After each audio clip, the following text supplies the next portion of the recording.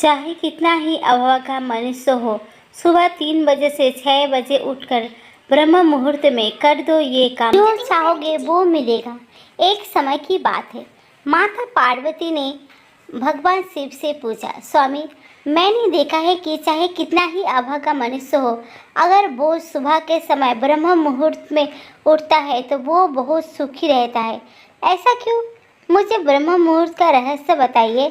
तब भगवान शिव ने कहा, हे देवी, मैं आपको इस प्रश्न का उत्तर एक कथा के माध्यम से बताऊंगा।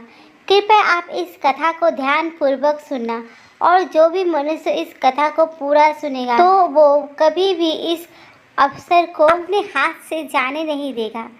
ब्रह्म मुहूर्त का रहस्य जानकर पूरा जीवन बदल जाएगा। भगवान शिव कथा को सुनाना प्रारंभ करते हैं और माता पार्वती से कहते हैं, बहुत समय पहले की बात है, काशी में दीनू नाम का एक लड़का रहता था। वो लड़का बहुत ही अच्छा था, लेकिन उसकी एक गलत आदत थी। वो देर तक सोता रहता था। सुबह उसे जागने के लिए घर वाले कई प्रयास करते थे, परंतु वो रोजाना सुबह देर तक उठता था। वो लड़का कभी भी 9 बजे से पहले नहीं उठता था। जब वो बालक था तब परिवार वालों ने सोचा कि जब ये बड़ा हो जाएगा तो इसकी आदत पे सुधार हो जाएगा, परंतु लड़का जैसे जैसे बड़ा होता गया उसकी ये आदत और भी ज़्यादा गहरी होती चली गई। दुनिया इधर से उधर हो सकती थी, लेकिन वो लड़का कभी भी जल्दी नहीं उठ पाता था। उसके पिता उसकी इस आदत से बहुत ज़्यादा परेशान रहने लगा था। उस लड़के को ढेरों नकारात्मक शक्तियों ने घेर लिया था। वो सभी को पलटकर जवाब देता था और दिन भर उदास रहता था।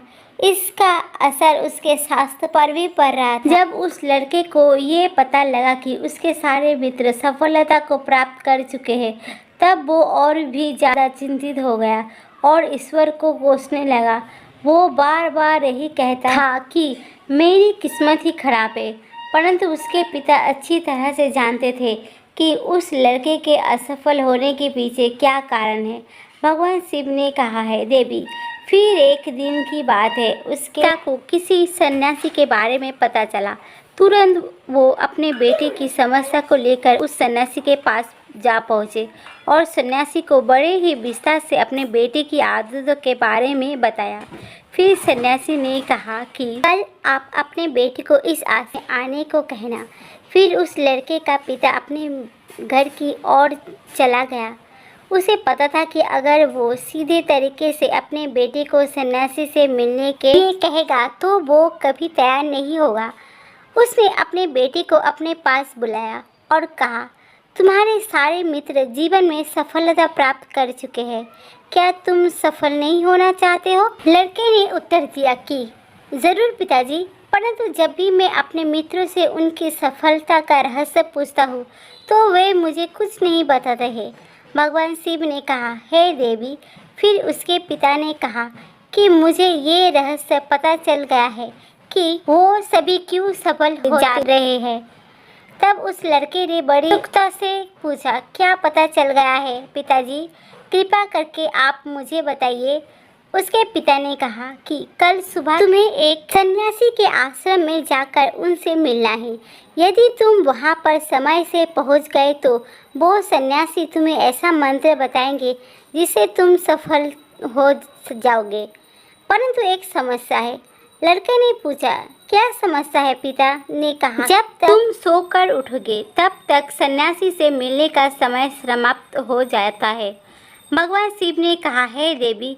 फिर उस लड़के ने कहा कि पिताजी, मैं कल पूरी रात जागता रहूँगा और सुबह सन्यासी से मिलकर आऊँगा। उसके पिता ने कहा कि ठीक है, तुम वहाँ जाकर उस सन्यासी की आज्ञा को मानना। पिता की बात सुनकर वो लड़का बहुत अधिक खुश हुआ। जीवन में पहली बार रात्रि में वो जागता रहा, परंतु थोड़े ही समय में उसे नींद आ गई और वो सो गया। फिर अगली सुबह वो जब उठा तो उसे पता चला कि सन्यासी से मिलने का समय समाप्त हो चुका था। उसके पिता ने लड़के की तरफ देखा और कहा कि तुम जीवन में कभी सफल नहीं हो पाओगे, जाओ और जाकर सो जाओ। पिता की ये बात सुनकर उस लड़के को बहुत दुख हुआ। उसने मन ही मन स्वयं को चुनौती दी कि कल सुबह स्वयं सन्यासी से मिलने अवश्य जाएगा। उसने अपने पैर में एक छोटा सा घाव बना लिया, जिससे दर्द के कारण उसे रात भर नींद नहीं आई। भगवान शिव ने कहा, हे देवी, ये ऐसा पहले अवसर था जब उसने अपने जीवन में पहली बार सूर्योदय देखा था। वो तुरंत ही तैयार होकर सन्यासी से मिलने के लिए चला गया। आज उसका अनुभव कुछ अलग ही था। वो बेहद शांत महसूस कर रहा था। चलते चलते वो लड़का जैसे ही सन्यासी के आश्रम में पहुंचा, तो वहां पर उसने देखा कि सन्यासी और उसके सभी शिष्य ध्यान लगाकर बैठे हुए थे। भगवान शिव ने कहा, हे देवी। फिर जब ध्यान का समय समाप्त हुआ, तब लड़का उस सन्यासी के पास पहुंचा और उन्हें प्रणाम करते हुए बोला कि आपके पास कोई ऐसा मंत्र है जिससे मैं सफल हो सकता हूँ? कृपया करके मुझे वो मंत्र बताइए। मैं भी अपने मित्रों के समान सफल होना चाहता हूँ और अच्छा जीवन जीना चाहता हूँ। भगवान ने कहा, हे देवी। फिर सन्यासी मुस्कुराए और बोले, अच्छा, तो तुम वही बालक हो। तुम्हारे पिताजी मुझसे मिलने आए थे और उन्होंने तुम्हारे विषय में मुझे सब कुछ बता दिया था। मैं तुम्हें वो मंत्र अवश्य बता देता, परंतु जब लड़के ने जैसे ही परंतु शब्द सुना तो लड़का घबरा गया। उसने पूछा, परंतु क्या गुरुदेव? तब सन्यासी बोला, मैं तुम्हें वो मंत्र बताऊंगा, परंतु अगले 21 दिनों तक तुम्हें मेरी आज्ञा माननी होगी। मैं तुम्हें वो मंत्र 21 दिनों के बाद बताऊंगा। तब तक मैं तुमसे जो भी कार्य कहूँगा तुम्हें वो करना होगा। यदि तुम असफल हुए या कार्य के बीच से तुम्हारा संकल्प टूट गया तो उस मंत्र का असर नहीं होगा। दृढ़ निश्चय के साथ उस लड़के ने कहा कि मुझे आपकी सारी आज्ञा स्वीकार है। मैं अगले 21 दिन के लिए आपका दास हूँ। आप जो भी कहेंगे मैं वही कार्य करूँगा। मुझे केवल और केवल उस मंत्र के बारे में जानना है। भगवान शिव ने कहा, हे देवी। फिर सन्यासी ने उस लड़के से कहा कि ठीक है, कल से तुम्हारा कार्य शुरू हो जाएगा। तुम इसी आश्रम में निवास करोगे। वो लड़का आश्रम में निवास करने के लिए तैयार हो गया। सन्यासी ने कहा कि यहाँ रहते हुए तुम्हें ब्रह्मा मुहूर्त में उठना होगा और दूसरे शिष्यों की तरह ध्यान और तप करना होगा। साथ ही आश्रम के कार्य में भी सहायता करनी होगी। ध्यान रहे, ये संकल्प टूटना नहीं चाहिए। भगवान शिव ने कहा, हे देवी। अब लड़का सन्यासी की बात से सहमत हो गया। अगले दिन से उसके कार्य के दिन की शुरुआत थी। इस बार उसने दृढ़ निश्चय किया, परंतु एक सप्ताह बीतने के पश्चात ही उसका संकल्प टूट गया और वो 8वें दिन देर तक सोता रहा। जब वो नींद से जागा तो उसने कहा कि मुझसे कितनी बड़ी भूल हो गई है। वो रोते हुए सन्यासी के पास पहुंचा और कहने लगा कि हे गुरुदेव, मेरा संकल्प टूट गया। अब मैं जीवन में कभी नहीं हो पाऊंगा। सन्यासी ने उसे समझाते हुए कहा कि एक बार फिर से शुरुआत करो, फिर से संकल्प करो। फिर लड़के ने सन्यासी पूछा कि सुबह उठना इतना आवश्यक क्यों होता है और यहाँ पर सभी लोग इतने जल्दी क्यों उठ जाते हैं? भगवान शिव ने कहा, हे देवी। तब सन्यासी ने लड़के को समझाते हुए कहा कि सुबह यानी ब्रह्म मुहूर्त में उठने के पीछे बहुत बड़ा विज्ञान छुपा हुआ है। लड़के ने कहा कि कृपा करके मुझे वो विज्ञान बताने की कृपा करें। सन्यासी ने कहा कि रात्रि को 4 पहर में बांटा गया है। पहला रुद्रकाल, जिसका समय शाम 6 बजे से लेकर 9 बजे तक होता है। दूसरा राक्षस काल, जिसका समय रात्रि 9 बजे से 12 बजे तक होता है। तीसरा गंधर्व काल, जिसका समय रात्रि 12 बजे से 3 बजे तक होता है। और सबसे अंत में जो पहर आता है उसे मनोहर काल कहते हैं। इस समय को ब्रह्म मुहूर्त या अमृत बेला के नाम से भी जाना जाता है।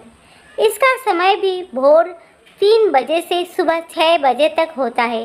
ये वो समय होता है जब पूरे संसार की नकारात्मक शक्तियाँ निष्क्रिय अवस्था में होती है और सकारात्मक शक्तियाँ सक्रिय होती है। ब्रह्म मुहूर्त अर्थात देव मुहूर्त, ब्रह्म मुहूर्त का अर्थ देवताओं का समय होता है। भगवान शिव ने कहा है, हे देवी, वो सन्यासी आगे कहता है, इस समय देवता धरती पर विचरण कर रहे होते हैं और जागृत मनुष्य पर उनका बड़ा ही सकारात्मक प्रभाव पड़ता है। ब्रह्म मुहूर्त में ऐसा समय होता है जिसमें मनुष्य का मस्तिष्क बिल्कुल खाली होता है, जिसमें किसी प्रकार के कोई विचार नहीं होते हैं, और जब इस समय व्यक्ति अपनी पुस्तक खोलकर पाठ का अध्ययन करते हैं तो उन्हें सब कुछ जल्दी जल्दी याद भी होता है और ये लंबे समय तक याद रहता है। ये ऐसा समय है जिसमें हम ज्ञान को समझने का प्रयास करते हैं। इस कारण आश्रम के सभी शिष्य और संसार में बहुत से ज्ञानी लोग ब्रह्म मुहूर्त में ही उठ जाते हैं। प्राचीन काल में रोशनी का कोई स्रोत न होने के कारण लोग अपने दिन का समापन सूर्यास्त के साथ और आरंभ सूर्योदय के साथ करते थे। ये एक तरीका है जिससे मानव जीवन प्रकृति के साथ तालमेल बनाकर चलता है। भगवान शिव ने कहा, हे देवी।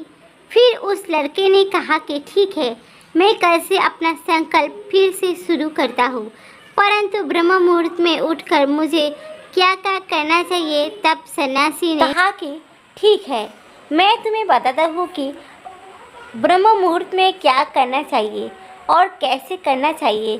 सबसे पहले उठकर धरती माता पर पाँव रखने से पहले धरती माता को प्रणाम करना चाहिए और अपनी दोनों हथेलियों को देखना चाहिए और ईश्वर को धन्यवाद देना चाहिए कि उन्होंने तुम्हें आज का सूर्योदय देखने का अवसर दिया है। इसके बाद नित्य कर्म और स्नान करने से शरीर की ही नहीं बल्कि मन की शुद्धता भी बढ़ती है। स्नान करने के पश्चात ध्यान की प्रक्रिया होती है। ब्रह्म मुहूर्त में ध्यान की अवधि 21 दिन होती है। इस विधि का उपयोग तब किया जाता है जब आप अपनी कोई मनोकामना की पूर्ति चाहते हैं। ये ऐसा समय होता है जब व्यक्ति अपने आज्ञा चक्र को सक्रिय करने पर काम करते हैं। भगवान शिव ने कहा, हे देवी। आगे वो सन्यासी कहते हैं, आज्ञा चक्र दोनों भैभों के बीच होता है। ये संकल्प का स्थान भी कहा जाता है। अगर इस चक्र पर ध्यान केंद्रित किया जाए और अपनी मनोकामना को बार बार दोहराया जाए तो मात्र 21 दिनों के भीतर वो मनोकामना पूरी हो जाती है। अगर आपके मन में कोई अधूरी मनोकामना है और आप उसे पूरी करना चाहते हैं, सबसे पहले उस मनोकामना का स्पष्टीकरण कर ले। आपको क्या चाहिए ये निर्णय अवश्य कर ले। इसके बाद ध्यान की विधि को शुरू करें। ब्रह्म मुहूर्त में स्नान के बाद एक ऐसा स्थान चुनें जहां पर वायु का प्रवेश हो। ध्यान में शुद्ध प्राण वायु का होना आवश्यक होता है। ध्यान की मुद्रा में रीढ़ की हड्डी सीधी होनी चाहिए, साथ ही गर्दन भी सीधी होनी चाहिए। सुखासन की अवस्था में दोनों हाथों को घुटनों पर रखकर आंखें बंद करके बैठ जाए। हाथों की मुट्ठी को बंद कर ले और 2-3 मिनट तक बिल्कुल शांत हो जाए।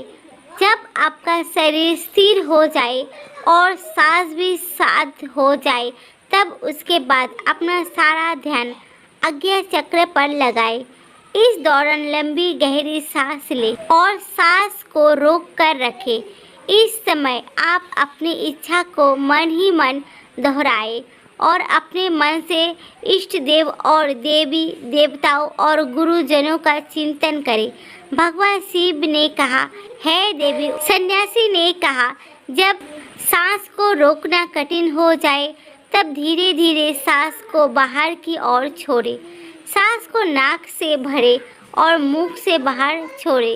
इस को 3 से 4 बार प्रतिदिन दोहराए। ऐसा प्रतिदिन करने से आपकी जो मनोकामना है वो अचेतन मन तक अवश्य पहुंच जाएगी और इच्छा पूर्ति जल्दी होगी। आज्ञा चक्र सक्रिय होता है और हमारी आज्ञा को पूरा। सांस को रोक कर रखने के दौरान शरीर में आपातकाल की स्थिति हो जाती है, जिससे कि आप बेकार की बातें सोचने और विचार करने से बचते हैं। ब्रह्म मुहूर्त के समय ईश्वर की विशेष कृपा होती है और कोई भी व्यक्ति मनोकामना को इस समय दोहराता है तो उसकी इच्छा जल्दी से जल्द पूरी होती है। भगवान शिव ने कहा, हे देवी, इस प्रकार सन्यासी ने उस लड़के को ब्रह्म मुहूर्त का महत्व बताया। अगले 21 दिनों तक लड़के ने बड़े ही मन के साथ इस प्रक्रिया को अपनाया। अब वो बहुत ही ज़्यादा अनुशासित और शांत स्वभाव का बन चुका था। उस लड़के ने जैसा ही अपना संकल्प पूरा कर लिया, उसके बाद वो लड़का बड़े ही प्रसन्न भाव से सन्यासी के पास पहुंचा और कहने लगा, हे गुरुदेव, मैंने 21 दिनों का संकल्प पूरा कर लिया है। आप कृपया मुझे सफल होने का मंत्र बताएं। तब उस सन्यासी ने मुस्कुराते हुए कहा, पिछले 21 दिनों से जो अभ्यास तुम करते हुए आ रहे हो वही तुम्हारे सफलता का मंत्र है। जो व्यक्ति ब्रह्म मुहूर्त में उठकर ध्यान प्रक्रिया को सही से करते हैं वो जीवन में कभी असफल नहीं हो सकते। तुम्हें ब्रह्म मुहूर्त का रहस्य पता चल चुका है। अब तुम इसे जीवन में पर्याप्त करो। तुम्हें जीवन के लक्ष्य और सफलता दोनों प्राप्त होंगे। उस लड़के ने सन्यासी को धन्यवाद दिया और ब्रह्म मुहूर्त के नियमों का पालन जीवन पर्याप्त तक करने का वादा भी किया। भगवान शिव ने कहा, हे देवी, अब तो आपको पता चल गया होगा कि ब्रह्म मुहूर्त में क्या होता है। तब माता पार्वती ने कहा, हे स्वामी, अब मुझे ब्रह्म मुहूर्त का संपूर्ण ज्ञान हो गया है। इतना कहकर माता पार्वती ने भगवान शिव को प्रणाम किया। दोस्तों, अगर कहानी अच्छी लगी तो लाइक करें, सब्सक्राइब करें। अगर आप फेसबुक से देख रहे हैं तो मेरे चैनल को फॉलो करना ना भूलिए। देखने के लिए दिल से धन्यवाद।